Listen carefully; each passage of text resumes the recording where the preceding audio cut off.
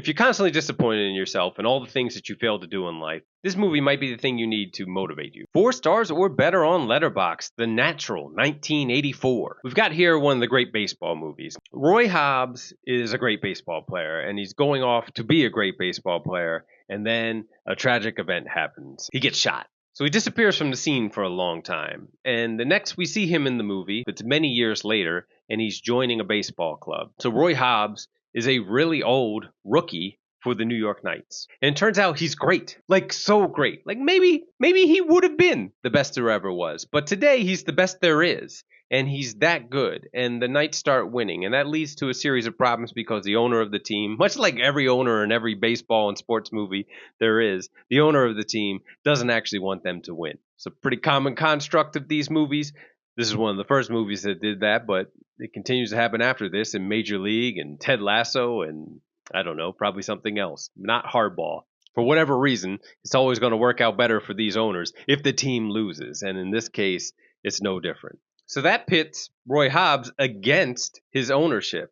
And there's a struggle there. There's a struggle for him to overcome his manager's perception of him, played awesomely by Wilford Brimley. And then there's a fear of the past and all the things that happened to him in the past, namely his shooting and the injury that came from that shooting. There's a fear of all that affecting him now. It has one of the best endings that you'll ever find in a sports movie, and it's when Roy Hobbs hits a home run that hits the lights in the baseball stadium, and they spark. And it's just amazing. It's really the dream. This movie is about, and I'm kind of paraphrasing Glenn Close in this movie, who was paraphrasing the novel that this was based on, which is we live 2 lives. Our first life is just spent accumulating mistakes. That's the life that we learn from. While our second life starts the moment that we start applying those lessons to our life with intention. In Roy Hobbs' case, Roy had this expectation of being the greatest baseball player of all time. And that didn't turn out because he got shot. And sometimes things don't turn out the way, life does not turn out the way that we planned it to go. One of my other favorite moments in cinema that sort of deals with this is The Curious Case of Benjamin Button.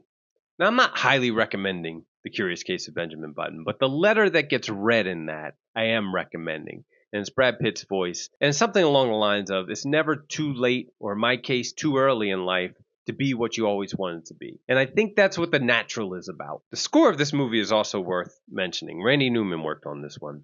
The theme of this movie, the theme song, not the theme as in what it's about. I just talked about that forever. But the theme music of this, the score, is one of the great ones in cinema. I mean, I dare you to watch a sports highlight with that music playing and not feel something. This is a movie about it never being too late.